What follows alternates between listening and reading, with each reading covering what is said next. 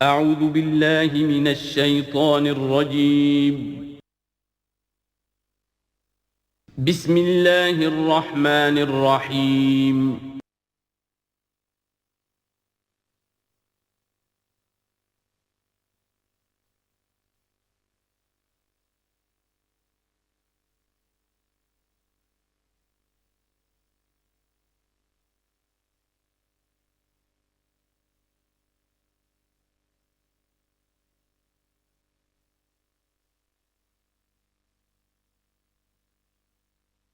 اعوذ باللہ من الشیطان الرجیم بسم اللہ الرحمن الرحیم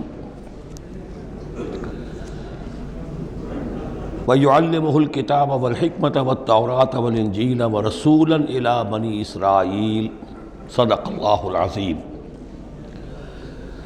اس آیہ مبارکہ کے بارے میں ایک نقطہ تو میں بیان کر چکا ہوں کہ تقابل جو ہے ذہن میں رکھنا چاہیے کہ حضرت یحییٰ علیہ السلام کے بارے میں ان کے لیے جو بھی توصیفی کلمات اللہ تعالیٰ نے ارشاد فرمائے ان میں آخری ہے نبیم من الصالحین، اور حضرت عیسیٰ علیہ السلام کے لیے یہاں پر جو الفاظ آئے ہیں وَرَسُولًا إِلَىٰ بَنِي اسرائیل، اس کو نوٹ کر لیجئے، پھر آئندہ چل کر اس کے اور بھی حوالے آئیں گے۔ دوسری بات جو نوٹ کرنے کی ہے وہ یہ کہ کتاب اور حکمت اور تورات اور انجیل، ان چار چیزوں کے مابین جو تین واو آئے ہیں ان میں سے دو واو عطف ہیں، ایک واو تفسیر ہے۔ اللہ ان کو سکھائے گا کتاب اور حکمت، یعنی تورات اور انجیل۔ یہ درمیانی واو جو ہے یہ یعنی کے معنی میں ہے، اس لیے کہ جیسا کہ میں کئی مرتبہ پہلے بتا چکا ہوں، تورات میں صرف احکام تھے، حکمت نہیں تھی۔ انجیل میں صرف حکمت ہے، احکام نہیں ہے، اور اسی نقطے کو سمجھ لینے سے ساری گتھی حل ہوتی ہے، اور اگر اسی کو نہیں سمجھا ہے لوگوں نے تو پھر بہت ان کے ذہنوں میں پریشانیاں رہتی ہیں۔ تو اس مقام کو نوٹ کیجئے، وَيُعَلِّمُهُ الْكِتَابَ وَالْحِكْمَةَ، اللہ اسے سکھائے گا کتاب بھی اور حکمت بھی، وَالتَّوْرَاةَ وَالْإِنْجِيلَ، یعنی تورات بھی اور انجیل بھی، وَرَسُولًا إِلَىٰ بَنِي إِسْرَائِيلَ انی قد جئتکم بآیۃ من ربکم۔ ابھی تک گفتگو ہو رہی تھی کہ حضرت مریم سلام علیہا کو یہ ساری خوشخبریاں اللہ تعالیٰ کی طرف سے دی گئی۔ اب یوں سمجھئے، to cut a long story short, درمیان کا وقفہ، ان کی ولادت ہوئی، وہ پلے بڑھے، وہ ساری تاریخ بیچ میں سے حذف کر کے نقشہ کھینچا جا رہا ہے اب کہ حضرت مسیح علیہ السلام نے اب اپنی دعوت کا آغاز کر دیا ہے۔ انی قد جئتکم بآیۃ من ربکم، میں تمہارے پاس آیا ہوں تمہارے رب کی طرف سے نشانی لے کر۔ انی اخلق لکم من الطین کہیئۃ الطیر، کہ میں تمہارے سامنے یا تمہارے لیے بناتا ہوں گارے سے ایک پرندے کی شکل، فانفخ فیہ، پھر میں اس میں پھونک مارتا ہوں، فیکون طیرا باذن اللہ، تو وہ بن جاتا ہے اڑتا ہوا پرندہ اللہ کے حکم سے۔ یہاں آپ نوٹ کرتے جائیے گا، ہر معجزے کے بعد باذن اللہ باذن اللہ باذن اللہ، یعنی یہ میرا کوئی دعویٰ نہیں ہے، میرا کوئی کمال نہیں ہے، یہ جو کچھ ہے وہ اللہ کے حکم سے ہے۔ وَأُبْرِئُ الْأَكْمَحَ وَالْأَبْرَصَ وَأُحْيِي الْمَوْتَىٰ بِإِذْنِ اللَّهِ، اور میں شفا دے دیتا ہوں مادرزاد اندھے کو بھی اور کوڑھی کو بھی، اور میں مردہ کو زندہ کر دیتا ہوں بِإِذْنِ اللَّهِ، اللہ کے حکم سے۔ وَأُنَبِّئُكُم بِمَا تَأْكُلُونَ وَمَا تَدَّخِرُونَ فِي بُيُوتِكُمْ، اور میں تمہیں یہ بھی بتا سکتا ہوں کہ تم کیا کھاتے ہو اور کیا چیزیں تم نے اپنے گھروں میں ذخیرہ کر رکھی ہیں۔ إِنَّ فِي ذَلِكَ لَآیَةً لَکُمْ، اس میں تمام چیزوں میں تمہارے لیے نشانی ہے، ان کنتم مومنین، اگر تم ایمان والے ہو یا ایمان لانا چاہو، یعنی یہ کہ اپنی رسالت کے صداقت اور حقانیت کے دلیل کے طور پر یہ معجزات پیش فرمائے۔ وَمُصَدِّقًا لِمَا بَيْنَ يَدَيَّ مِنَ التَّوْرَاةِ، اور میں تصدیق کرتے ہوئے آیا ہوں اس کی کہ جو میرے سامنے موجود ہے تورات میں سے۔ وَلِأُحِلَّ لَكُمْ بَعْضَ الَّذِي حُرِّمَ عَلَيْكُمْ، اور تاکہ میں کچھ حلال قرار دوں تم پر وہ چیزیں جو تم پر حرام کر دی گئی ہیں۔ یہ اصل میں اشارہ ہے سبت کے حکم کے بارے میں، کہ جیسے ہمارے ہاں بھی بعض جو مذہبی مزاج کے لوگ ہوتے ہیں ان میں پھر بڑی سختی پیدا ہو جاتی ہے، غلو کرتے چلے جاتے ہیں دین کے احکام میں۔ تو سبت کے حکم میں یہودیوں نے اس حد تک غلو کر لیا تھا کہ کسی مریض کو دعا کرنا اس کے لیے کہ اللہ اس کو شفا دے دے، یہ بھی نہیں کرنا، کچھ نہیں کرنا، کوئی کام، گویا کہ یہ بھی دنیا کا کام ہے۔ لہذا اس کی ایک انتہا تک وہ پہنچ گئے تھے جن کو آ کے حضرت مسیح علیہ السلام نے پھر اس کی وضاحت کی کہ یہ چیز کے اس کی تقاضوں میں شامل نہیں ہے۔ وَجِئْتُكُمْ بِآیَةٍ مِّن رَبِّكُمْ، اور میں تمہارے پاس لے کر آیا ہوں نشانی تمہارے رب کی طرف سے، فَاتَّقُوا اللَّهَ وَأَطِیعُونِ، پس اللہ کا تقوی اختیار کرو اور میری اطاعت کرو۔ اِنَّ اللَّهَ رَبِّي وَرَبُّكُمْ فَاعْبُدُوهُ، یقیناً اللہ ہی میرا بھی رب ہے اور تمہارا بھی رب ہے، پس اسی کی بندگی کرو۔ ھذا صراط مستقیم، یہی سیدھا راستہ ہے۔ آپ کو یہی الفاظ ملیں گے سورہ مریم میں انشاءاللہ۔ فلما احس عیسیٰ منہم الکفر، اب پھر دیکھیے وہی درمیانی وقفوں کو چھوڑتے ہوئے یہ دعوت میں کتنا عرصہ لگا، کئی سال کے بعد اب مخالفت ہوئی، اور مخالفت ہوئی ان کے علماء کی طرف سے۔ یہود کے جو علماء تھے شدید ترین مخالفت انہوں نے کی، ان کی مسندوں کو خطرہ ہو گیا، ان کی چودراہٹیں جو ہے وہ خطرے میں پڑ گئیں، تو انہوں نے مخالفت کی، اور اس وقت تک ظاہر بات ہے کہ یہودیوں پر ان کے علماء کا جو ہے اثر و رسوخ بہت زیادہ تھا۔ فلما احس عیسیٰ منہم الکفر، جب عیسیٰ نے محسوس کیا ان سے کفر کی شدت کہ اب یہ مخالفت پر تل گئے ہیں، قال من انصاری الی اللہ، تو انہوں نے ایک پکار لگائی، ایک ندا دی، ایک دعوت عام دی، کون ہے جو میرے مددگار ہے اللہ کی راہ میں؟ یعنی اب جو کشاکش ہونے والی ہے، جو تصادم ہونے والا ہے، اس میں ایک حزب اللہ بنے گی اور ایک حزب الشیطان ہوگا، کون ہے جو میرا مددگار ہو الی اللہ، اللہ کے کام میں۔ یہی اصل اساس ہے دین میں کام کرنے کے لیے کہ اسی بنیاد پر کوئی شخص اٹھے کہ میں دین کا یہ کام کرنا چاہتا ہوں، کون ہے جو میرا ساتھ دے۔ یہ ایک بالکل طبعی طریقہ ہوتا ہے جماعت سازی کا، ایک داعی اور داعی پر اعتماد کرنے والے، داعی سے اتفاق کرنے والے لوگ اس کے ساتھی بن جاتے ہیں۔ ساتھی اس کے ذاتی اعتبار سے نہیں ہوتے، اس کی حکومت قائم کرنے کے لیے نہیں، اللہ کی حکومت قائم کرنے کے لیے، اس کی سرداری کے لیے نہیں، اللہ تعالیٰ کے دین کے غلبے کے لیے۔ قال الحواریون نحن انصار اللہ، کہا حواریین نے کہ ہم ہیں اللہ کے مددگار۔ حواری جو ہے اصل میں اس کے معنی ہے دھوبی، جو کپڑے کو دھو کر صاف کر دیتا ہے۔ یہ لفظ پھر آگے بڑھا ہے اپنے کردار کو صاف کرنا، اپنے اخلاق کو صاف کرنا، لیکن چونکہ حضرت مسیح علیہ السلام کی بہت سی جو تبلیغ تھی وہ گلیلی جھیل کے کناروں پر ہوتی تھی۔ اب وہاں ظاہر بات ہے جھیل جو ہے بڑی تھی، وہ سمندر کی طرح ہے، جھیل نہیں ہے، بہت بڑی جھیل ہے، تو وہاں وہ کبھی دھوبی ہوتے تھے، ان میں تبلیغ کرتے تھے، کئی مچھیرے ہوتے تھے مچھلیاں پکڑنے والے، جا کے انہیں تبلیغ کرتے تھے کہ اے مچھلیوں کے پکڑنے والوں، مچھلیوں کا شکار کرنے والوں، آؤ کہ میں تمہیں انسانوں کا شکار کرنا سکھاؤں۔ اور ان دھوبیوں میں تبلیغ کی ہے، تو ان میں سے کچھ لوگ جو ہیں انہوں نے اپنے آپ کو پیش کر دیا۔ قال الحواریون نحن انصار اللہ آمنا باللہ، ہم ایمان لائے اللہ پر، واشہد بأننا مسلمون، تو آپ بھی اب گواہ رہیے گا کہ ہم اللہ کے فرمانبردار ہیں۔ ربنا آمنا بما انزلتا، اے رب ہمارے ہم ایمان لے آئے اس پر جو تو نے نازل فرمایا، واتبعنا الرسول، اور ہم اتباع کر رہے ہیں تیرے رسول کی، فاکتبنا مع الشاہدین، تو اے پروردگار ہمارا نام گواہوں میں لکھ لے۔ یہ گواہ یہی ہے کہ جو لفظ اختیار کیا گیا ہے اب عیسائیوں کے خاص فرقے کی طرف سے، یہواز وٹنسز، یہوا کا لفظ جو ہے وہ عبرانی میں خدا کے لیے ہے، خدا کے گواہ، یعنی وہی بات کہ جو قرآن مجید میں آئی ہے وَكَذَلِكَ جَعَلْنَاكُمْ أُمَّةً وَسَطًا لِتَكُونُوا شُهَدَاءَ عَلَى النَّاسِ وَيَكُونَ الرَّسُولُ عَلَيْكُمْ شَهِيدًا، تو اللہ ہمیں اپنے گواہوں میں ہمارا نام لکھ لے، یہواز وٹنسز۔ فَاكْتُبْنَا مَعَ الشَّاهِدِينَ، مراد یہ نہیں ہے کہ یہ یہواز وٹنسز وہ لوگ ہیں، میں نے صرف وہ لفظ کی مناسبت کہ انہوں نے یہ لفظ کیوں اختیار کیا ہے، تو یہ لفظ قدیم ہے، اسلامی حکمت اور اسلام کی مصطلحات جو ہیں ان میں اس کی ایک حیثیت ہے۔ وَمَكَرُوا وَمَكَرَ اللَّهُ، اب انہوں نے بھی چالیں چلی اور اللہ نے بھی چال چلی۔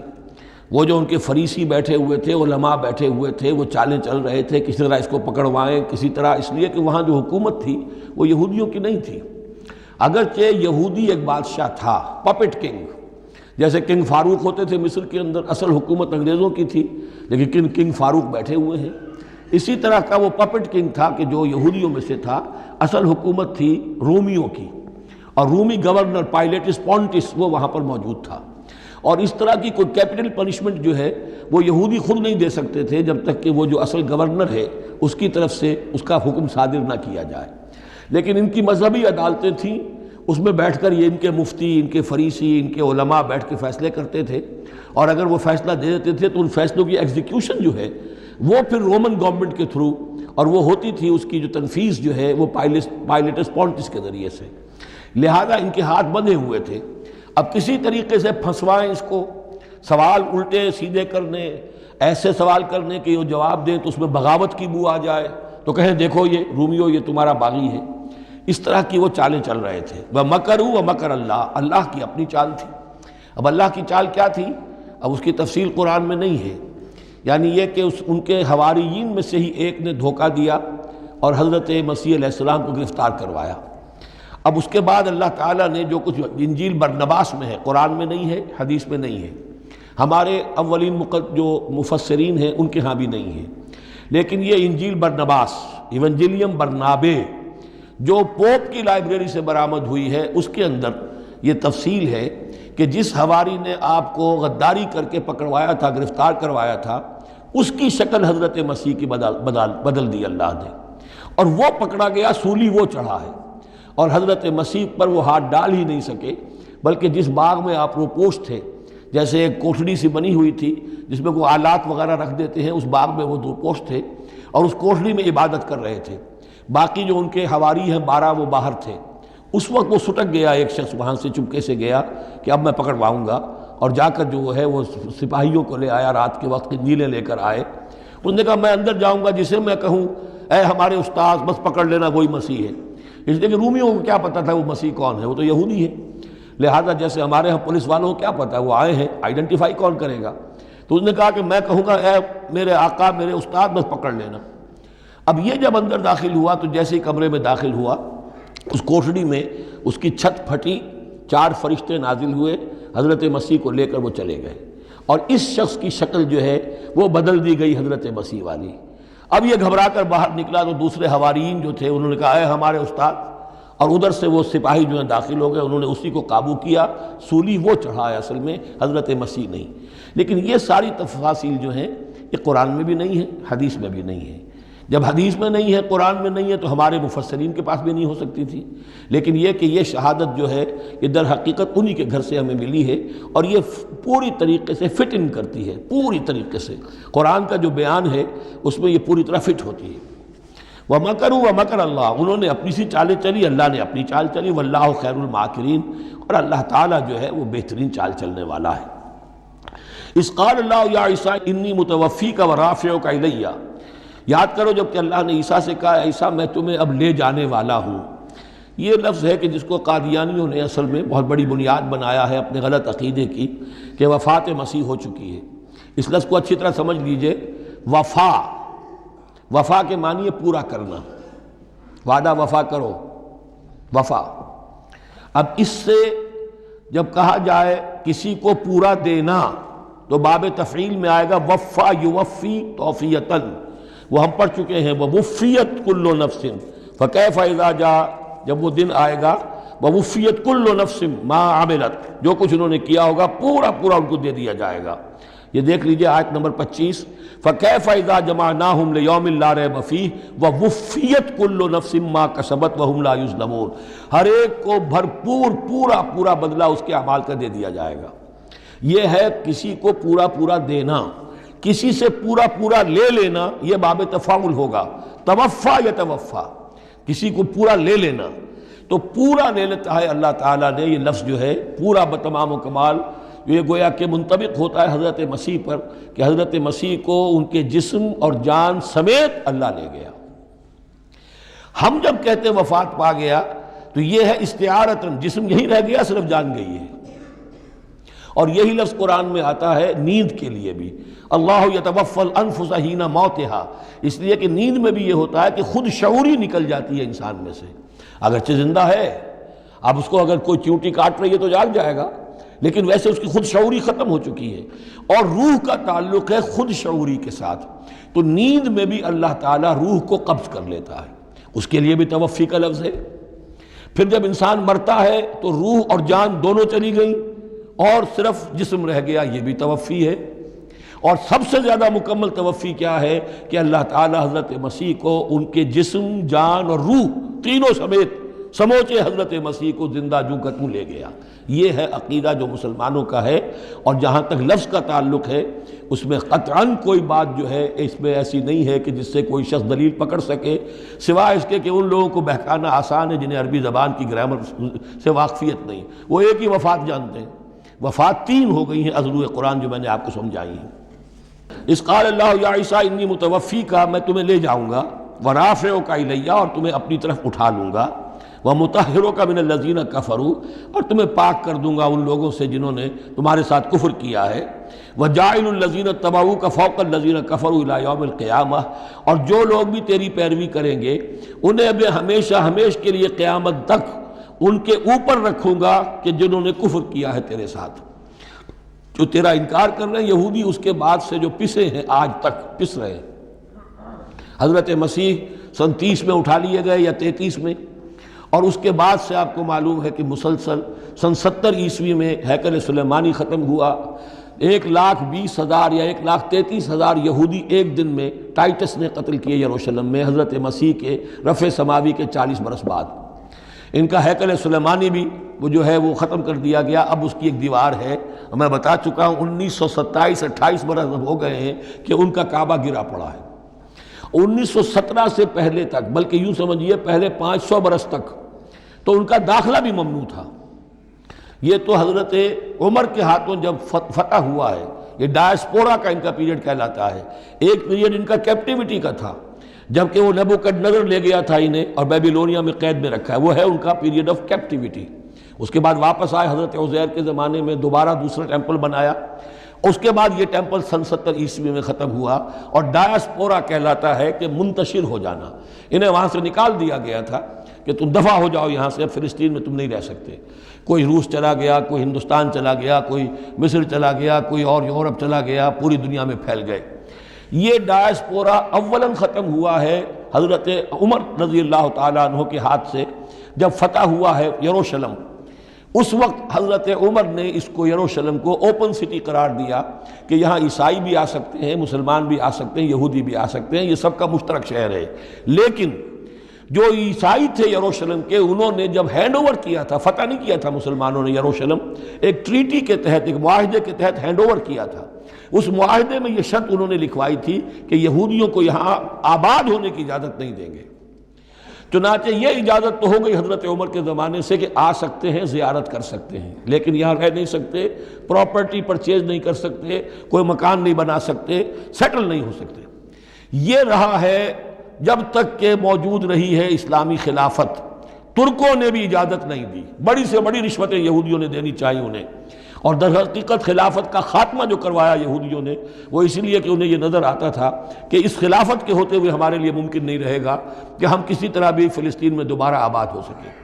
لیکن پھر برطانیہ کے جو وزیر تھا بالفور، اس کے ذریعے سے انہوں نے بالفور ڈیکلریشن 1917 میں حاصل کیا ہے، پھر ان کو حق ملا ہے کہ یہ یہاں آ کر جائیداد بھی خرید سکتے ہیں، سیٹل بھی ہو سکتے ہیں، اور اس کے یوں سمجھیے کہ 31 برس کے بعد پھر اسرائیل کی ریاست وجود میں آئی ہے۔ یہ تاریخ ذہن میں رہے۔ اگرچہ 1917 کے بعد سے انہیں کچھ سانس تو مل گیا ہے، اب ایک طرح سے محسوس ہوتا ہے کہ دنیا میں بڑے اقتدار پر ہیں، مٹھی بھر ہیں، یہ زیادہ سے زیادہ 13-14 ملین ہیں، 1.5 کروڑ سے بھی کم، لیکن پوری دنیا کی سب معیشت جو ہے اس کا بڑا حصہ ان کے کنٹرول میں ہے۔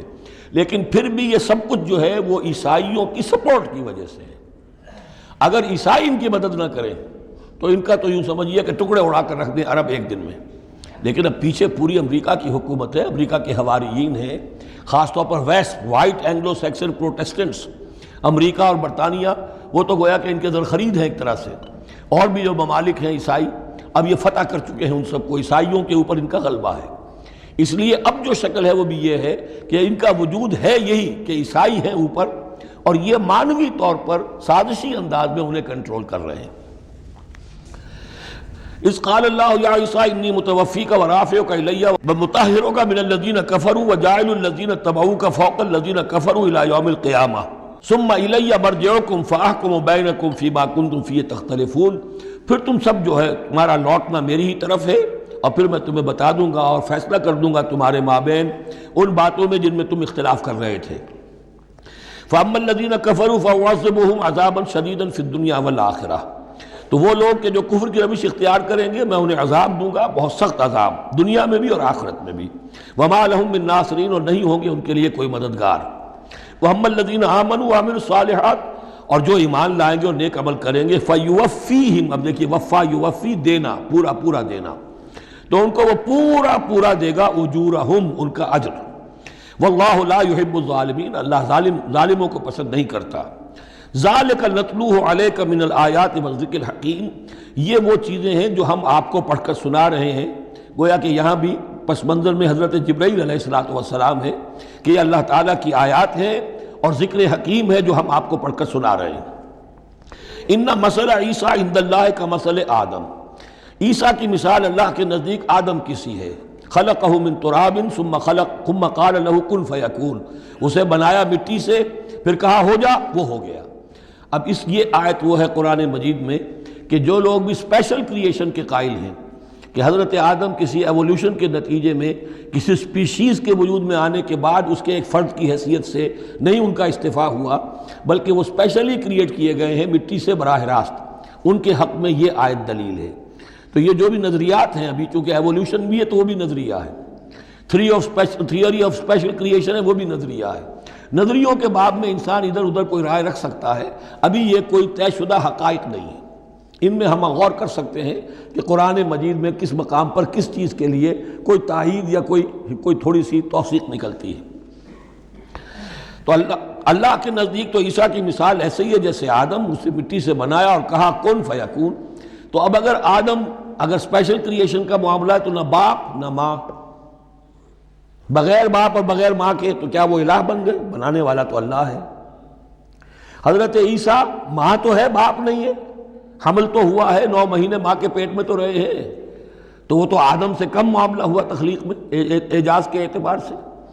اور حضرت اس سے کم تر ذرا دیکھ لو تو بوڑھے پھونس حضرت زکریا اور بوڑھی پھونس ان کی اہلیہ جو ساری عمر بانجھ رہیں اور ان کو اللہ نے اولاد دے دی۔ تو یہ سارے جو ہے معجزات ہیں، اللہ کا اختیار ہے جو چاہے کرے، اس سے کسی کی الوہیت کی دلیل نہیں نکلتی۔ الحق من ربک، یہ حق ہے آپ کے رب کی طرف سے، فلا تکن من الممترین، تو ہرگز نہ ہو جانا اس میں شک کرنے والوں میں سے۔ فمن حاجک فیہ، تو اے نبی جو بھی اس معاملے میں آپ سے اب بھی حجت بازی کرے، جھگڑا کرے، بحث کر رہا ہے، ابھی سینگ الجھا رہا ہے بحث کے اندر، من بعد ما جاءک من العلم، جبکہ آپ کے پاس تو العلم آ چکا، آپ جو بات کہہ رہے ہیں وہ علی وجہ البصیرت کہہ رہے ہیں، فقل تعالوا، تو اب آخری چیلنج کیا ہے؟ کہہ دیجئے اچھا آؤ۔ یہ جو ان کا آیا تھا، 2 بڑے بڑے ان کے لاٹ پادری تھے، ابو حارثہ ابن علقمہ اور قرظ بن علقمہ، اور ان کی سرکردگی میں 70 افراد تھے جو کہ نجران سے آئے تھے۔ یہ سارا کئی دن معاملہ چلتا رہا، اور پھر آخر میں حضور سے کہا گیا اچھا آپ مباہلہ کیجئے، قل، ان سے کہہ دیجئے تعالوا، آؤ، ندعو ابناءنا و ابناءکم، آؤ ہم بلاتے ہیں اپنے بیٹوں کو، تم بلاؤ اپنے بیٹوں کو، ونساءنا ونساءکم، ہم بلا لیتے ہیں اپنی عورتوں کو، تم بلاؤ اپنی عورتوں کو، وانفسنا وانفسکم، اور ہم بھی آ جاتے ہیں تم بھی آ جاؤ، ثم نبتہل، پھر ہم گڑ گڑا کر اللہ سے دعا کریں، فنجعل لعنت اللہ علی الکاذبین، تو ہم کہیں کہ اللہ جو ہم میں سے جھوٹا ہو اس پر لعنت کر دے۔ یہ مباہلہ ہے، اور یہ مباہلہ ہوتا ہے کب؟ جب کہ احقاق حق ہو چکے، بات پوری واضح ہو جائے، آپ کو یقین ہو کہ یہ میرا مخاطب جو ہے بات سمجھ گیا ہے، صرف ضد میں اڑا ہوا ہے، اس وقت پھر یہ مباہلہ آخری شے ہوتی ہے تاکہ ظاہر ہو جائے۔ اگر تو واقعتاً اسے یقین ہے تو وہ مباہلہ کی چیلنج قبول کر لے گا، اور اگر دل میں چور ہے، وہ جانتا ہے کہ حق بات تو اسی کی ہے، اور لہذا پھر وہ مباہلہ نہیں کرے گا۔ چنانچہ یہی ہوا، انہوں نے مباہلے سے انکار کیا، فرار کی راہ اختیار کی، اور ایسے ہی چلے گئے۔ فمن حاجک فیہ من بعد ما جاءک من العلم فقل تعالوا ندعو ابناءنا وابناءکم ونساءنا ونساءکم وانفسنا وانفسکم ثم نبتہل فنجعل لعنت اللہ علی الکاذبین ان ھذا لہو القصص الحق، یہ ہے صاف صاف جو بھی سرگزشت ہے صحیح اور حق وہ یہ ہے، وما من الہ الا اللہ، اور نہیں ہے کوئی معبود اللہ کے سوا، وَإِنَّ اللَّهَ لَهُوَ الْعَزِيزُ الْحَكِيمُ، اور یقیناً اللہ تعالیٰ ہی ہے زبردست اور کمال حکمت والا۔ یہاں اب دوسرا حصہ ختم ہو گیا، یہ 31 آیات ہیں، 32 اور 31 مل کر یہ 63 آیت پر۔ فَإِن تَوَلَّوْا، پھر اگر وہ پیٹھ موڑ لیں فَإِنَّ اللَّهَ عَلِيمٌ بِالْمُفْسِدِينَ، یہاں آ کر 63 آیات ہوئیں. پھر اگر وہ پیٹھ موڑ لیں تو اللہ تعالیٰ خوب جانتا ہے ان مفسدوں کو کہ یہ ماننے والے نہیں ہیں، لہذا وہ پورا قافلہ واپس چلا گیا. اب یہ جو تیسرا حصہ نصف اول کا آ رہا ہے، یہ پھر انہی 4 رکوعوں کے بہت مشابہ ہے کہ جو سورہ بقرہ میں آئے تھے 15ویں سے لے کر 18ویں رکوع تک، جس میں تحویل قبلہ، حضرت ابراہیم کا ذکر، کعبے کا ذکر، پھر اہل کتاب کو دعوت، وہ کیفیت آپ کو یہاں ملے گی. قُلْ يَا أَهْلَ الْكِتَابِ تَعَالَوْا إِلَىٰ كَلِمَةٍ سَوَاءٍ بَيْنَنَا وَبَيْنَكُمْ، اے نبی کہیے اے اہل کتاب. اب یہاں جمع کر لیا گیا یہود اور نصارہ دونوں کو. وہاں گفتگو زیادہ تر یا بنی اسرائیل تھی. ابھی تک حضرت عیسیٰ کا معاملہ تھا، وہ گویا کہ نصرانیوں سے بات تھی. اب ہے اہل کتاب، دونوں کے دونوں. قُلْ يَا أَهْلَ الْكِتَابِ تَعَالَوْا إِلَىٰ كَلِمَةٍ سَوَاءٍ بَيْنَنَا وَبَيْنَكُمْ، کہیے کہ اے کتاب والو آؤ ایک ایسی بات کی طرف جو ہمارے اور تمہارے مابین بالکل برابر ہے، متفق علیہ ہے. وہ کیا ہے؟ اللہ نعبد الا اللہ، اللہ کے سوا کسی کی بندگی نہ کریں. ولا نشرک بہ شیئا، اس کے ساتھ کسی چیز کو شریک نہ ٹھہرائیں. ولا یتخذ بعضنا بعضا اربابا من دون اللہ، اور ہم میں سے کوئی ایک دوسرے کو اللہ کے ساتھ رب نہ بنا لے. اس سے مراد کیا ہے؟ جیسے کہ پوپ کو انہوں نے رب بنا لیا کہ پوپ کو اختیار ہے جس چیز کو چاہے حلال قرار دے دے، جس چیز کو چاہے حرام قرار دیتے. یہ گویا کہ ان کو اس کو پوپ کو بھی رب مان لینا ہے. چنانچہ یہ واقعہ ہے کہ مشہور جو سخی تھے حاتم طائی، ان کے بیٹے عدی ابن حاتم رضی اللہ تعالیٰ عنہ، وہ ایمان لائے، عیسائی تھے پہلے. تو انہوں نے ایک مرتبہ حضور سے کہا کہ یہ قرآن یہ کہتا ہے کہ ہم نے اللہ کے سوا کسی اور کو رب بنا لیا، تو یہ بات کچھ سمجھ میں نہیں آئی، ہم نے تو کسی کو رب نہیں بنایا. تو حضور نے فرمایا کیا یہ صحیح نہیں ہے کہ تمہارے جو پادری کہہ دیں، جو پوپ کہہ دیں کہ یہ حق ہے، یہ صحیح ہے، یہ جائز ہے، اس کو تم جائز مان لیتے ہو، جس کو وہ کہہ دیں حرام ہے حرام مان لیتے ہو کہ جی ایسا تو ہے. تو یہ حق جو ہے یہ صرف اللہ کا ہے، اور جو اس حق کو اختیار کرتا ہے وہ گویا رب ہونے کا دعویٰ کرتا ہے. اب یہ ساری قانون سازی جو شریعت کے خلاف کی جا رہی ہے، یہ خدائی کا دعویٰ ہے جو لوگ کر رہے ہیں بیٹھے ہوئے. اور ان ہاؤسز میں پہنچنے کے لیے جو بےتاب ہوتے ہیں اور اس کے لیے کروڑوں روپیہ خرچ کرتے ہیں، جہاں جا کر یا تو پہلے طے ہو جائے، یہاں کوئی قانون سازی کتاب و سنت کے منافی نہیں ہو سکتی، پھر جائیے، پھر وہاں پر جا کر قانون سازی کتاب و سنت کے دائرے کے اندر کیجیے. لیکن جہاں یہ نہیں ہے تو وہ جو فرمایا یہاں پر نوٹ کر لیجئے، تعالوا الی کلمۃ سواء بیننا وبینکم الا نعبد الا اللہ ولا نشرک بہ شیئا ولا یتخذ بعضنا بعضا اربابا من دون اللہ فإن تولوا، پھر اگر وہ منہ موڑ لیں، فقولوا، اے مسلمانوں تم کہو، فقولوا اشہدوا بأننا مسلمون، اچھا بھائی آپ لوگ گواہ رہے ہم تو مسلمان ہیں، ہم نے تو اللہ کی اطاعت قبول کر لی، ہم ان تینوں باتوں پر قائم رہیں گے. آپ کو اگر پسند نہیں ہے تو آپ کی مرضی. یا اہل الکتاب، اے کتاب والو، لم تحاجون فی ابراہیم، تم ابراہیم کے بارے میں کیوں جھگڑتے ہو؟ وما انزلت التوراۃ والانجیل الا من بعدہ، حالانکہ تم بھی مانتے ہو کہ تورات بھی ان کے بعد نازل ہوئی، انجیل بھی بعد میں نازل ہوئی. یہودیت بعد کی پیداوار ہے اور نصرانیت بھی بعد کی پیداوار ہے. تو ما کان ابراہیم یہودیا ولا نصرانیا ولکن کان حنیفا مسلما، وہ تو مسلمان تھے، وہ تو اللہ کے فرما بردار تھے، یہودی یا نصرانی تو نہیں تھے. افلا تعقلون، تو کیا تم عقل سے کام نہیں لیتے؟ ہاں انتم ہؤلاء حاججتم فیما لکم بہ علم، دیکھو یہ تم لوگ اب تک جو بھی باتیں کرتے رہے ہو، تم نے مباحثہ کیا ہے، وہ ان چیزوں کے بارے میں بھی ہے جس کا تمہیں کچھ علم ہے. فلم تحاجون فیما لیس لکم بہ علم، ایسی چیزوں کے بارے میں حجت بازی کیوں کرتے ہو جن کے لیے تمہارے پاس کوئی دلیل ہی نہیں، کوئی بنیاد نہیں، کوئی علم نہیں. ابراہیم کو کیا قرار دو گے، نصرانی یا یہودی؟ واللہ یعلم وانتم لا تعلمون، اللہ جانتا ہے تم نہیں جانتے. ما کان ابراہیم یہودیا ولا نصرانیا، اچھی طرح تمہیں بھی معلوم ہے ابراہیم نہ یہودی تھے نہ نصرانی تھے، ولیکن کان حنیفا مسلما، وہ تو اللہ کے فرما بردار تھے بالکل یکسو ہو کر. وما کان من المشرکین، اور نہ ہی وہ مشرکوں میں سے تھے. گویا کہ 3 طبقات جو موجود تھے عرب میں اس وقت، یا مشرکین عرب تھے، وہ بھی اپنے آپ کو منسوب کرتے تھے، وہ تو چونکہ نسل تو حضرت اسماعیل کی ہے تو وہ بھی کہتے تھے ہمارا رشتہ ابراہیم سے ہے، یہودی بھی نصرانی بھی. لیکن فرمایا ابراہیم جو ہے وہ نہ یہودی تھے نہ نصرانی تھے نہ مشرک تھے. ان اول الناس بابراہیم الذین اتبعوہ، یقیناً ابراہیم سے سب سے زیادہ قربت رکھنے والے لوگ تو وہ ہیں جو ان کی پیروی کرتے ہیں. اور وہ کون ہے؟ وَهَذَا النَّبِيُّ، یہ نبی محمد صلی اللہ علیہ وسلم، وَالَّذِينَ آمَنُوا، اور وہ کہ جو ان پر ایمان لائے، وَاللَّهُ وَلِيُّ الْمُؤْمِنِينَ، اور اللہ ان مومنوں کا ساتھی ہے، مددگار ہے، پشت پناہ ہے، حمایتی ہے۔ وَدَّتْ طَائِفَةٌ مِّنْ أَهْلِ الْكِتَابِ لَوْ يُضِلُّونَكُمْ وَمَا يُضِلُّونَ إِلَّا أَنفُسَهُمْ وَمَا يَشْعُرُونَ، اہل کتاب کا ایک گروہ جو ہے تلا ہوا ہے، اس پر آرزو مند ہے کہ اے مسلمانوں تمہیں کسی طریقے سے گمراہ کر دیں۔ لَوْ يُضِلُّونَكُمْ وَمَا يُضِلُّونَ إِلَّا أَنفُسَهُمْ، وہ نہیں گمراہ کر سکیں گے مگر اپنے آپ کو، وَمَا يَشْعُرُونَ، انہیں اس کا شعور نہیں ہے۔ یا اہل الکتاب، دیکھیے کو انداز جو ہے بڑا ہی داعیانہ، جیسا کہ وہ جو 5واں رکوع تھا سورہ بقرہ کا، اس طرح کا انداز ہے یہاں۔ یا اہل الکتاب لما تکفرون بآیات اللہ وانتم تشہدون، اے کتاب والو، اے اہل کتاب، کیوں تم اللہ تعالیٰ کی آیات کا انکار کرتے ہو جبکہ تم اس کے قائل ہو، پہچان چکے ہو، دل میں جان چکے ہو۔ یا اہل الکتاب لما تلبسون الحق بالباطل وتکتمون الحق وانتم تعلمون، اے اہل کتاب کیوں تم حق کے اوپر باطل کا ملمہ چڑھاتے ہو، کیوں حق کو چھپاتے ہو جانتے بوجھتے۔ یہ بھی اس 5ویں رکوع میں آیت موجود تھی، ولا تلبسوا الحق بالباطل وتکتموا الحق وانتم تعلمون۔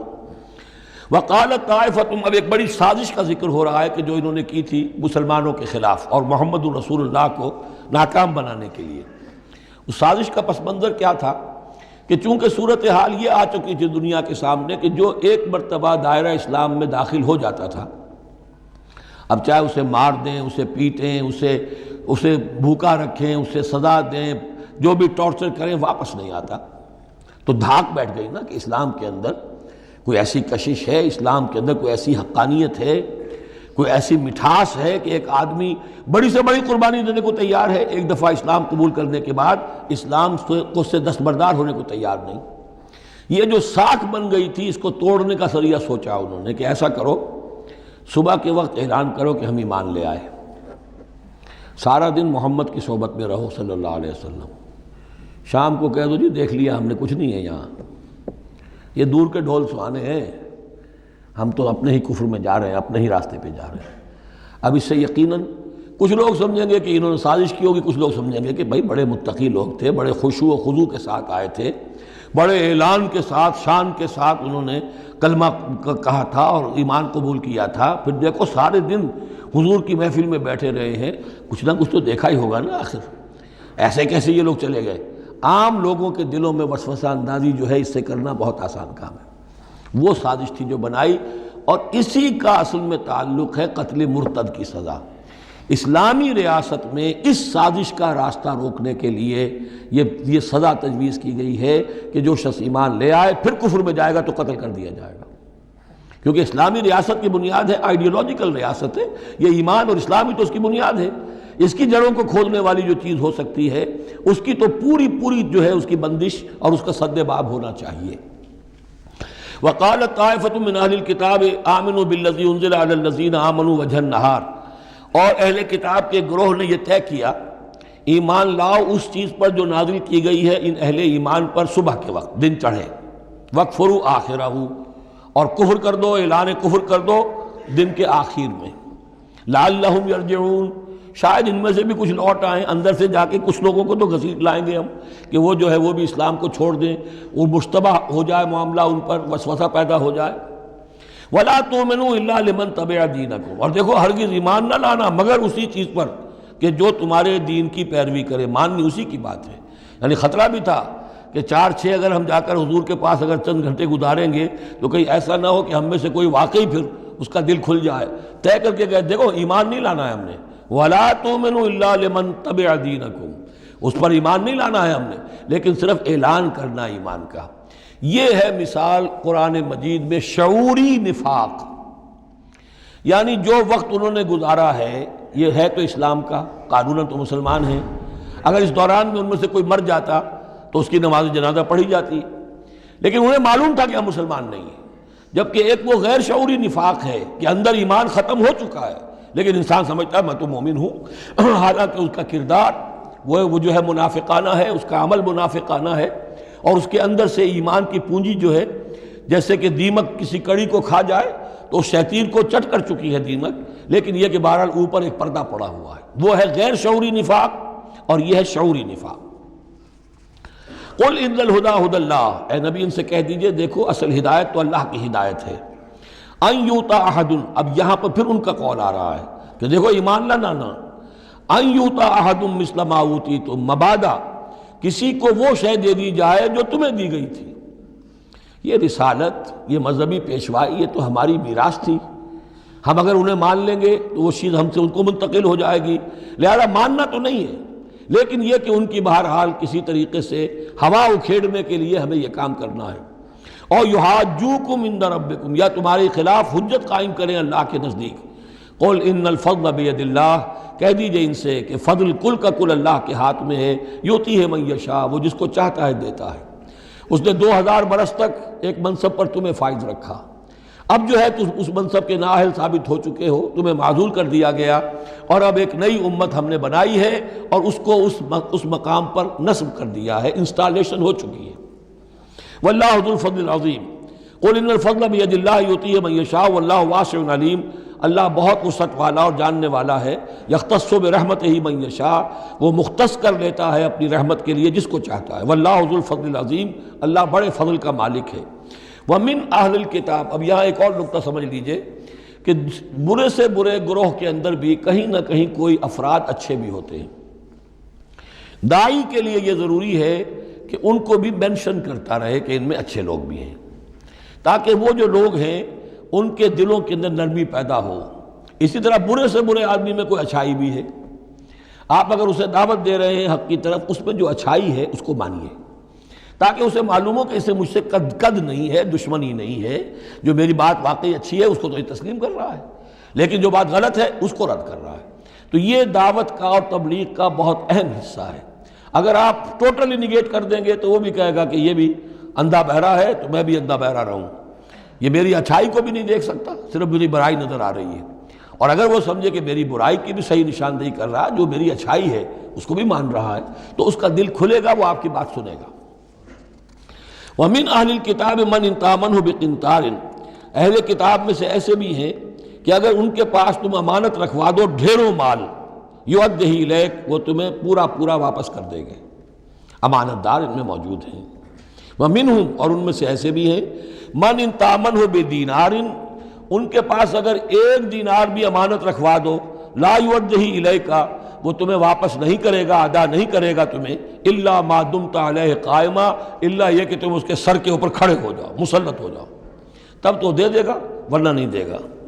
اچھا، یہ ہے ان کے اکثر کا کردار، لیکن جو بھی تھوڑے بہت تھے ان میں ان کی اچھائی کا بھی ذکر کر دیا۔ اور بالفعل اس قسم کے کردار کے لوگ جو ہیں وہ عیسائیوں میں تھے، یہودیوں میں تو نہ ہونے کے برابر تھے، لیکن اہل کتاب کا مسئلہ ہو رہا ہے تو اس میں یہ دونوں گروپ موجود ہیں۔ ذالک بانہم، اور یہودیوں میں یہ کردار کیوں آ گیا ہے، کیوں بے ایمانی خیانت کیوں آ گئی؟ ذالک بانہم قالوا لیس علینا فی الامیین سبیل، یہ اس لیے کہ انہوں نے یہ عقیدہ گھڑ لیا ہے کہ ان امیین کے بارے میں ہم پر کوئی ملامت نہیں ہے۔ یہ اچھی طرح سمجھ لیجئے، یہودیوں کا یہ عقیدہ تورات میں نہیں ہے، لیکن اصل جو کتاب ہے ان کی مذہبی وہ تورات نہیں ہے، تالمود ہے۔ یوں سمجھیے کہ تورات تو ہے ام الکتاب ان کی جو بھی ہے، لیکن جو ان کا ساری شریعت ہے، جو ان کے ضوابط ہیں، قوانین ہیں، قواعد ہیں، عبادات کی تفاصیل ہیں، وہ سب ہیں تالمود میں۔ اور تالمود میں یہ بات موجود ہے کہ یہودی کے لیے یہودی سے جھوٹ بولنا حرام، غیر یہودی سے جیسے چاہو جھوٹ بولو۔ یہودی کے لیے کسی یہودی کا مال ہڑپ کرنا ناجائز حرام، غیر یہودی جنٹائلز اور گوئمز ان کا مال جس طرح چاہو دھوکے سے، بائی ہوک بائی کروک، جس طرح چاہو ہڑپ کرو۔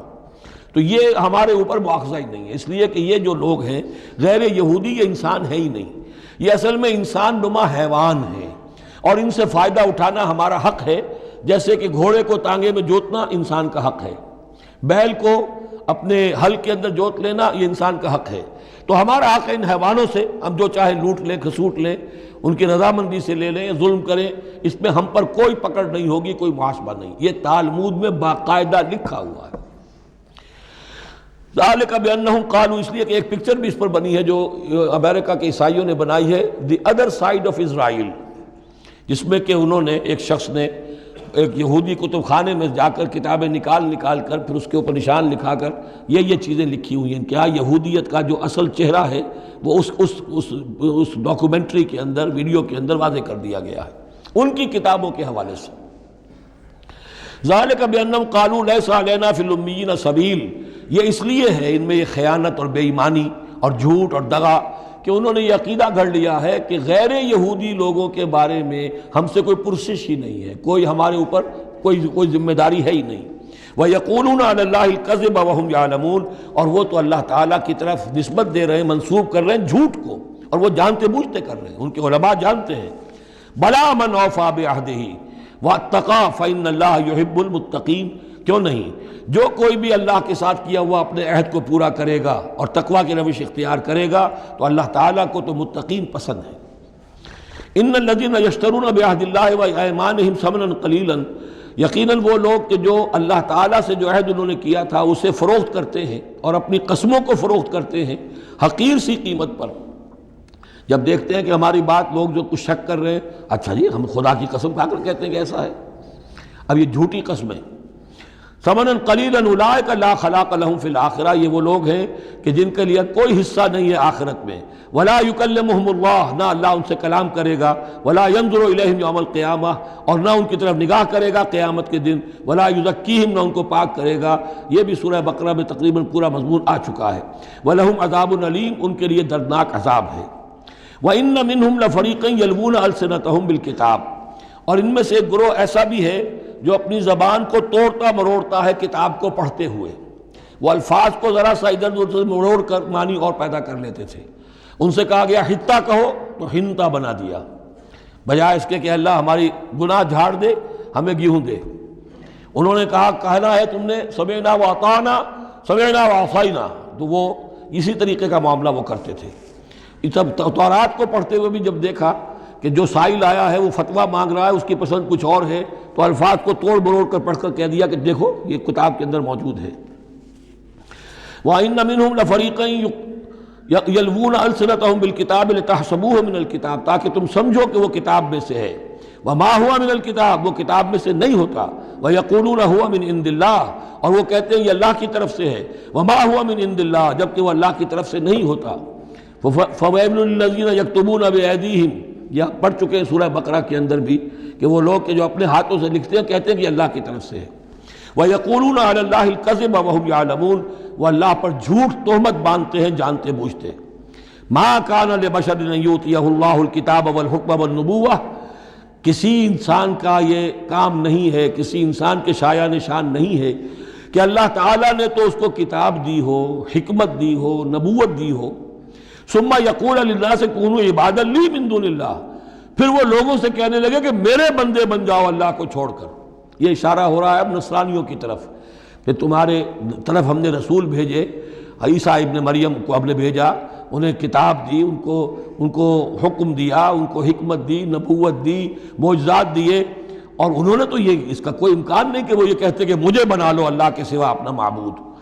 ما كان لبشر ان يؤتيه الله الكتاب والحكم والنبوة ثم يقول للناس كونوا عبادا لي من دون الله ولكن كونوا ربانيين بما كنتم تعلمون الكتاب وبما كنتم تدرسون. وہ تو یہی کہے گا، اور یہی کہا کہ حضرت عیسیٰ نے کہ اللہ والے بنو، اللہ کی بندگی کرو، ربانی بن جاؤ، اللہ والے بن جاؤ اس چیز کے سبب کہ جو تم سکھلاتے ہو، دوسروں کو تعلیم دیتے ہو. اتامرون الناس بالبر وتنسون انفسکم وبما کنتم تدرسون، اور جو کچھ تم خود بھی پڑھتے تھے. یہ پڑھنا پڑھانا دین کا، سیکھنا سکھانا، تعلیم و تعلم قرآن، تعلیم و تعلم حدیث، تعلیم و تعلم فقہ، یہ اس لیے ہونا چاہیے کہ لوگوں کو اللہ والے بنایا جائے، نہ یہ کہ اپنے بندے بنا کر اور ان سے نذرانے وصول کر کے ان کا استحصال کیا جائے. وَلَا يَأْمُرُكُمْ أَن تَتَّخِذُوا الْمَلَائِكَةَ وَالنَّبِيَّ أَرْبَابًا، وہ کبھی بھی تمہیں اس بات کا حکم نہیں دے گا کہ تم فرشتوں یا انبیاء کو رب بنا لو.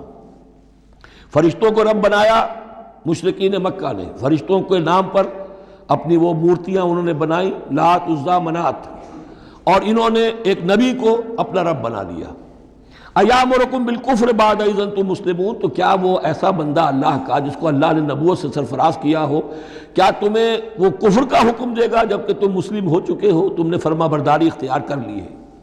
وَإِذْ أَخَذَ اللَّهُ مِيثَاقَ النَّبِيِّينَ، اور یاد کرو جب کہ اللہ نے تمام انبیاء سے ایک عہد لیا تھا، لَمَا آتَيْتُكُم مِّن كِتَابٍ وَحِكْمَةٍ، جب بھی میں تمہیں دوں گا کتاب اپنی اور حکمت، ثُمَّ جَاءَكُمْ رَسُولٌ، پھر تمہارے پاس آئے کوئی اور رسول، نیا رسول، مُصَدِّقٌ لِّمَا مَعَكُمْ، جو کہ تمہارے ساتھ جو کچھ ہے اس کی تصدیق کرتے ہوئے آئے، لَتُؤْمِنُنَّ بِهِ وَلَتَنصُرُنَّهُ، تو تمہیں لازماً اس پر ایمان لانا ہوگا اور اس کی مدد کرنی ہوگی، کیونکہ انبیاء کا ایک سلسلہ چل رہا تھا، ہر نبی جو ہے آئندہ کی پیشن گوئی کر کے گیا ہے، اور یہ بھی ختم نبوت کے بارے میں بہت بڑی دلیل ہے کہ ایسی کسی شے کا ذکر قرآن میں یا حدیث میں نہیں ہے، بلکہ اس کے برعکس ہے کہ نبوت مجھ پر ختم ہو گئی ہے، ورنہ اس سے پہلے تمام انبیاء حضرت مسیح حضور کی بشارت دے کر گئے، تمام انبیاء کی کتابوں میں بشارتیں موجود ہیں۔ اگر آپ انجیل پڑھیں برنباس کی تو اس میں تو کوئی صفحہ خالی نہیں ہے جس میں کہ حضور کی بشارت نہ ہو اور حضور کے بارے میں خوشخبری نہ ہو، لیکن یہ کہ وہ باقی انجیلوں میں سے نکال دیا گیا۔ قال اقررتم واخذتم علی ذلکم اسری، اللہ نے فرمایا تم نے اقرار کر لیا اے نبیوں۔ اب یہ کہاں کیا گیا؟ یہ عالم ارواح میں، تمام نبی ایک دفعہ تو جمع نہیں ہو سکتے تھے، عالم ارواح میں یہ عہد لیا گیا ہے، تم نے اس کو قبول کیا اور اس پر میری ذمہ داری قبول کر لی۔ قالوا اقررنا، جیسے ہم سب کے سب کہہ کے آئے تھے الست بربکم قالوا بلا، ایسے ہی جنہیں نبوت سے سرفراز ہونا تھا ان کی ارواح سے یہ اضافی جو ہے عہد لیا کہ اگر میں تمہیں نبی بنا کر بھیجوں گا، تمہارے بعد جو نبی آئے گا پھر تمہیں اپنے لوگوں کو یہ کہہ کر جانا ہے کہ بعد میں آنے والے کی مدد کرنا اور اس کی نصرت کرنا، اس پر ایمان لانا۔ قال فاشهدوا وانا معكم من الشاهدين، تو اللہ نے کہا تو اچھا تم بھی گواہ رہو اور میں بھی گواہ ہوں۔ فمن تولى بعد ذلك، تو جس نے بھی منہ موڑ لیا اس کے بعد، فاولئک هم الفاسقون، تو یقیناً وہی ہے سرکش لاہنجار۔ افغیر دین اللہ یبغون، تو کیا یہ اللہ کے دین کے سوا کوئی اور دین چاہتے ہیں؟ وَلَهُ أَسْلَمَ مَنْ فِي السَّمَاوَاتِ وَالْأَرْضِ طَوْعًا وَكَرْهًا وَإِلَيْهِ يُرْجَعُونَ، جبکہ آسمانوں اور زمین میں جو کچھ ہے اللہ کے سامنے سر تسلیم خم کیے ہوئے ہے، چاہے خوشی سے اور چاہے مجبوراً، اور اسی کی طرف ان سب کو لوٹا دیا جائے گا۔ قُلْ آمَنَّا بِاللَّهِ، یہ دیکھیے 16ویں رکوع کی سورہ بقرہ کی آیات جو ہیں تقریباً تھوڑے سے لفظی فرق کے ساتھ، کہیے آمنا باللہ، ہم ایمان لائے اللہ پر، وما انزل علینا، جو نازل کیا گیا ہم پر، وما انزل علی ابراہیم و اسماعیل و اسحاق و یعقوب والاسباط، اور جو کچھ نازل کیا گیا ابراہیم پر، اسماعیل پر، اسحاق پر اور یعقوب پر اور ان کی اولاد پر، وما اوتی موسیٰ و عیسیٰ والنبیون من ربہم، جو بھی موسیٰ کو دیا گیا، عیسیٰ کو دیا گیا، تمام انبیاء کو دیا گیا ان کے رب کی طرف سے، لا نفرق بین احد منہم ونحن لہ مسلمون، ہم ان میں سے کسی ایک کے مابین بھی کوئی تفریق نہیں کرتے اور ہم تو اللہ کے فرما بردار ہیں۔ وَمَن يَبْتَغِ غَيْرَ الْإِسْلَامِ دِينًا فَلَن يُقْبَلَ مِنْهُ، جو کوئی اس اسلام کے سوا کوئی دین اختیار کرے گا اللہ اسے اس کی جانب سے قبول نہیں کرے گا۔ وَهُوَ فِي الْآخِرَةِ مِنَ الْخَاسِرِينَ، اور آخرت میں وہ پھر خسارے پانے والوں میں سے ہو کر رہے گا۔ کیف یہدی اللہ قوما کفروا بعد ایمانہم، کیسے ہدایت دے گا اللہ ان لوگوں کو جو ایمان کے بعد کافر ہو گئے۔ اس کا کیا مطلب ہے؟ یعنی ان کے دل ایمان لے آئے تھے، مان لیا تھا، حقیقت منکشف ہو گئی تھی، جیسے سورۃ النمل میں ہم پڑھیں گے وَجَحَدُوا بِهَا وَاسْتَيْقَنَتْهَا أَنفُسُهُمْ ظُلْمًا وَعُلُوًّا، انہوں نے انکار تو کیا لیکن ان کی جی نے، دل نے ان کے یقین کر لیا تھا کہ بات صحیح ہے۔ دل اقراری ہے، زبان انکاری ہے۔ زبان انکاری کیوں ہے؟ ظلمًا وعلوا، حق تلفی کرنے کے لیے اور اپنی سربلندی کے لیے، اپنی چودراہٹ کے لیے، بغیم بینہم، ورنہ دل ان کے ایمان لا چکے تھے۔ تو کیف یہدی اللہ قوما کفروا بعد ایمانہم، کہ جب حق منکشف ہو گیا، دل نے گواہی دے دی کہ حق ہے، پھر بھی کفر کیا۔ وَشَهِدُوا أَنَّ الرَّسُولَ حَقٌّ، اور انہوں نے گواہی دی کہ رسول حق ہے، آپس میں باتیں کرتے تھے۔ چنانچہ روایت میں آتا ہے کہ جو علقمہ کے دو بیٹے جو ہیں ابو حارثہ اور کرز، جب یہ چلے تھے یمن سے، نجران سے، تو کہیں ٹھوکر لگی کرز کے گھوڑے کو، تو اس نے کہا تعیس العمد، ہلاک ہو جائے وہ دور والا، یعنی جس کی طرف ہم جا رہے ہیں، محمد کی طرف صلی اللہ علیہ وسلم۔ اس پر بڑے بھائی نے کہا، ابو حارثہ نے، تعیست امک، تیری ماں ہلاک ہو جائے۔ اس نے کہا کیوں؟ میں نے تو محمد کو کہا تھا، جو کچھ کہا تھا، تمہیں کیوں اس طرح برا لگا؟ انہوں نے کہا تمہیں معلوم نہیں ہے وہ وہی نبی ہیں، ہم پوری طرح جان چکے ہیں وہ وہی نبی ہیں، ان کی شان میں گستاخی نہیں کریں گے، پکڑے جائیں گے ہم، وہ نبی ہیں اور وہی ہیں جن کے ہم منتظر تھے۔ انہوں نے کہا پھر مانتے کیوں نہیں؟ تم جانتے ہو ان بادشاہوں نے ہمیں بڑا مقام دیا ہوا ہے، رومن امپائر کے تحت تھے یہ لوگ، اور مصر کی حکومت کے، اور انہوں نے ہمیں مقام دے رکھا ہے، ہمیں دولت دی ہے، ہمیں مال دیا ہے، ہمیں حیثیت دی ہے، مراتب دیے ہیں، اگر ہم نے محمد کو مان لیا تو سب چھن جائیں گے۔ یہ باقاعدہ روایت میں موجود ہے۔ ابھی آتے ہوئے تو جاتے ہوئے کیا حال ہوگا آپ اس کا اندازہ کیجئے، جبکہ مباہلے سے فرار کر کے گئے ہیں۔ وَشَهِدُوا أَنَّ الرَّسُولَ حَقٌّ، وہ گواہی دے چکے ہیں کہ رسول حق پر ہیں اور حق ہیں۔ وَجَاءَهُمُ الْبَيِّنَاتُ، اور ان کے پاس کھلی کھلی نشانیاں آ چکی ہیں۔ وَاللَّهُ لَا يَهْدِي الْقَوْمَ الظَّالِمِينَ، اللہ ایسے ظالموں کو ہدایت نہیں دیتا۔ أُولَٰئِكَ جَزَاؤُهُمْ أَنَّ عَلَيْهِمْ لَعْنَةَ اللَّهِ وَالْمَلَائِكَةِ وَالنَّاسِ أَجْمَعِينَ، یہ تو وہی لوگ ہیں کہ جن کا بدلہ یہ ہے کہ ان پر اللہ کی بھی لعنت ہے، فرشتوں کی بھی اور تمام انسانوں کی بھی۔ یہ الفاظ بھی سورہ بقرہ میں آ چکے ہیں۔ خالدین فیہا، وہ اسی لعنت میں رہیں گے۔ لا یخفف عنہم العذاب، ان کے عذاب میں کوئی تخفیف نہیں کی جائے گی۔ ولا ہم ینظرون، نہ انہیں کوئی مہلت ملے گی۔ الا الذین تابوا من بعد ذلک، ہاں ابھی دروازہ کھلا ہے توبہ کا، سوائے ان کے کہ جو اس کے بعد توبہ کر لیں، واصلحوا، اور اصلاح کر لیں اپنی یا نیک عمل کریں۔ فإن اللہ غفور الرحیم، تو ابھی توبہ کا دروازہ بند نہیں ہے، یقیناً اللہ غفور الرحیم ہے۔ ان الذین کفروا بعد ایمانہم ثم ازدادوا کفرا لن تقبل توبتہم، جو لوگ جنہوں نے کفر کیا اپنے ایمان کے بعد، حق کو پہچان لینے کے بعد، چاہے زبان سے مانا ہو یا نہ مانا ہو، پھر اگر وہ کفر کرتے ہیں یا ماننے کے بعد زبان سے مرتد ہو جاتے ہیں، ثم ازدادوا کفرا، پھر وہ اپنے کفر میں بڑھتے چلے گئے، لن تقبل توبتہم، ان کی توبہ کبھی قبول نہیں ہوگی۔ واولئک ھم الضالون، اور وہ تو یقیناً گمراہوں میں سے ہیں۔ ان الذین کفروا وماتوا وهم کفار، یقیناً وہ لوگ کہ جنہوں نے کفر کیا اور فوت ہو گئے، مر گئے اسی حال میں کہ وہ کافر تھے، فلن يقبل من احدهم ملء الارض ذهبا ولو افتدى به، تو ان میں سے کسی ایک سے زمین کی مقدار کے مطابق سونا بھی فدیے میں قبول نہیں کیا جائے گا اگر وہ پیش کر سکے۔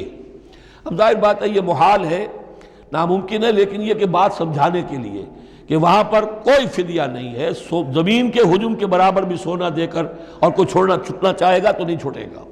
یہ وہی بات ہے، وَاتَّقُوا يَوْمًا لَا تَجْزِي نَفْسٌ عَن نَفْسٍ شَيْئًا وَلَا يُقْبَلُ مِنْهَا شَفَاعَةٌ وَلَا يُؤْخَذُ مِنْهَا عَدْلٌ، کوئی فدیہ نہیں لیا جائے گا، وَلَا هُمْ يُنصَرُونَ، نہ ان کی مدد ہوگی۔ اولئک لہم عذاب علیم، یہ وہ لوگ ہیں کہ جن کے لیے ہے دردناک عذاب۔ وما لہم من ناصرین، اور نہیں ہوں گے ان کے لیے مدد کرنے والے۔ لن تنالوا البر حتى تنفقوا مما تحبون وما تنفقوا من شيء فإن الله به علیم۔ اس آیت کا حوالہ میں دے چکا ہوں آیہ بر کے ضمن میں، کہ یہ جو نیکی ہے، مظاہر نیکی میں سے، عملی نیکی میں سب سے بڑی، سب سے پہلی، سب سے مقدم انسانی ہمدردی، اور انسانی ہمدردی میں اپنا مال خرچ کر سکنا، اور مال بھی وہ کہ جو محبوب ہو، ردی ہو، دل سے اتر گیا ہو، بوسیدہ ہو گیا ہو، وہ کسی کو دے کر اور سمجھا جائے کہ حاتم طائی کی قبر پر لات مار دی میں نے، تو وہ حماقت ہے اپنی جگہ پر۔ لن تنالوا البر حتى تنفقوا مما تحبون، تم ہرگز نہیں پہنچ سکو گے نیکی کے مقام کو جب تک کہ خرچ نہ کرو اس میں سے جو تمہیں پسند ہے۔ وما تنفقوا من شيء فإن الله به علیم، اور جو کچھ بھی تم خرچ کرو گے اللہ کو اس کا علم ہے۔ کل طعام کان حلا لبنی اسرائیل الا ما حرم اسرائیل علی نفسہ من قبل ان تنزل التوراۃ، یہ بھی ایک جھگڑا تھا، یہودی کرتے تھے کہ ان کی شریعت میں اونٹ کا گوشت حرام تھا۔ حضور نے آ کر جو حرام چیزوں کا اعلان کیا اس میں اونٹ کا گوشت حرام نہیں ہے۔ ان کا اگر شریعت یہ وہی ہے، اگر شریعت موسوی ہے تو یہ تغیر کیسے ہو گیا؟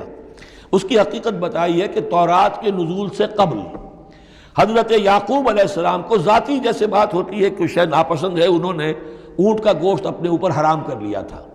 جیسے حضور نے اپنی 2 ازواج مطہرات کی دلجوئی کے لیے بعض چیزیں جو حلال تھیں ان کی قسم کھا لی، یا ایھا النبی لما تحرم ما احل اللہ لک تبتغی مرضات ازواجک، یہ چیز ان کے ہاں روایت کے طور پر چلی آ رہی تھی۔ تو اللہ نے فرمایا لاؤ تورات اور دکھاؤ کہاں لکھا ہوا۔ تورات کے نزول سے پہلے یہ شکل حضرت یعقوب علیہ السلام کی تھی، اس کی تم پیروی کر رہے ہو۔ تو کھانے پینے کی وہ چیزیں جو اسلام نے حلال کی ہیں، کل طعام کان حلا لبنی اسرائیل، وہ بنی اسرائیل کے لیے بھی حلال تھی، الا ما حرم اسرائیل علی نفسہ، سوائے ان چیزوں کے کہ جنہیں حرام ٹھہرا لیا تھا اسرائیل، اسرائیل سے مراد حضرت یعقوب اللہ کے بندے عبداللہ، علی نفسہ ہی، اپنی جان پر، من قبل ان تنزل التوراۃ، اس سے پہلے کہ تورات نازل ہو۔ اس لیے کہ یہ تو 300-400-500 سال کا فصل ہے حضرت یعقوب میں اور نزول تورات میں۔ قل فاتوا بالتوراۃ فاتلوها، اے نبی ان سے کہیے تم جو اعتراض ہم پر کر رہے ہو تو لاؤ تورات اور پڑھو اور دکھاؤ، ان کنتم صادقین، اگر تم سچے ہو۔ شریعت تورات کے اندر کہیں بھی اونٹ کے گوشت کی حرمت نہیں ہے۔ فمن افترى على الله الكذب من بعد ذلك فاولئك هم الظالمون، اور جو لوگ اس کے بعد بھی اللہ کی طرف جھوٹ منسوب کرتے رہے تو یہ لوگ ظالم ہیں۔ اب ان سے کیا آدمی گفتگو کرے؟ قل صدق اللہ، کہہ دیجئے اللہ نے جو کچھ کہا صحیح فرمایا۔ فاتبعوا ملت ابراہیم حنیفا، بس پیروی کرو ملت ابراہیم کی جو یکسو تھے یا یکسو ہو کر، یہ حنیفہ کا لفظ دونوں طرف جا سکتا ہے، ابراہیم کی صفت یا حال حنیفہ، اور یہ اتباع کا حال بھی ہو سکتا ہے۔ فاتبعوا ملت ابراہیم حنیفا، یکسو ہو کر، بعد کی تمام تقسیمات سے بلندتر ہو کر جو ابراہیم کا طریقہ ہے اس کی پیروی کرو۔ وما کان من المشرکین، اور مشرکین میں سے نہیں تھے۔ ان اول بیت وضع للناس للذی بمکہ، یقیناً پہلا گھر جو لوگوں کے لیے بنایا گیا اللہ کی عبادت کے لیے وہ وہی ہے جو بکہ میں ہے۔ بکہ اور مکہ یہ دو در حقیقت ایک ہی لفظ کے لیے دو پروننسیشن سے۔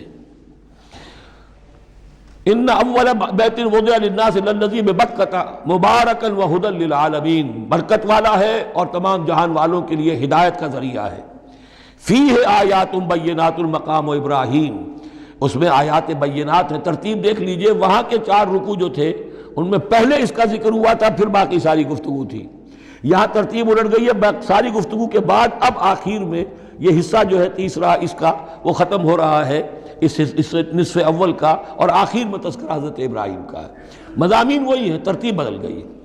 فی آیات بینات، اس میں تو بڑی روشن نشانیاں موجود ہیں۔ مقام ابراہیم، جیسے مقام ابراہیم، ومن دخلہ کان آمنا، اور جو بھی اس میں داخل ہو جاتا ہے امن میں آ جاتا ہے۔ بدترین پورے عرب کے اندر خوریزی ہوتی تھی، لیکن حرم میں اپنے باپ کے قاتل کو بھی اگر دیکھ لیتے تھے تو کچھ نہیں کہتے تھے۔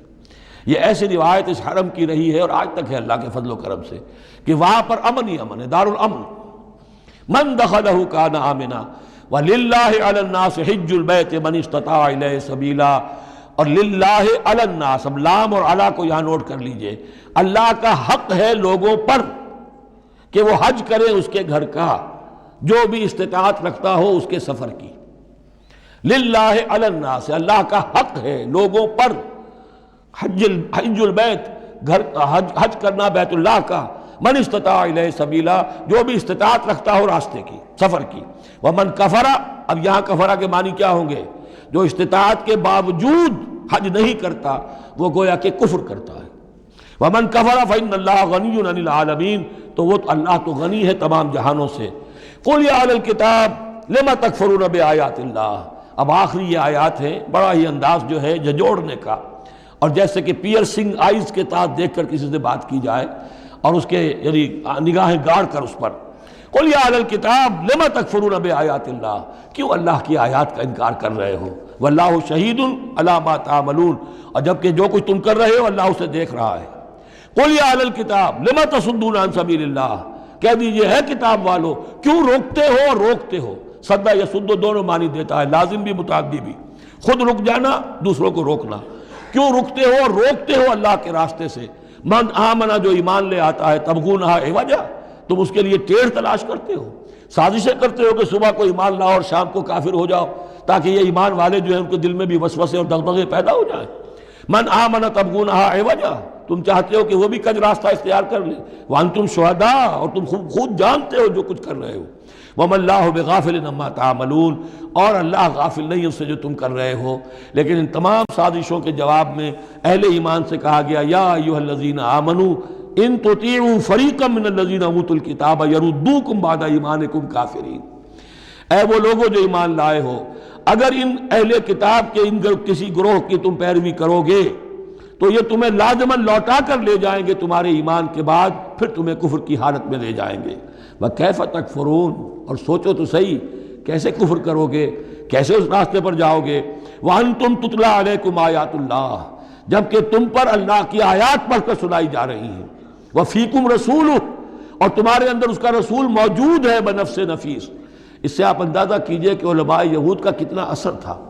اوس اور خزرج کے لوگ بڑے مرعوب تھے، چونکہ یہ ان پڑھ لوگ تھے، کوئی کتاب نہیں، کوئی شریعت نہیں، کوئی قانون نہیں، یہ لوگ صاحب کتاب تھے، صاحب شریعت تھے، ان کے ہاں علماء تھے، تو مرعوب تھے۔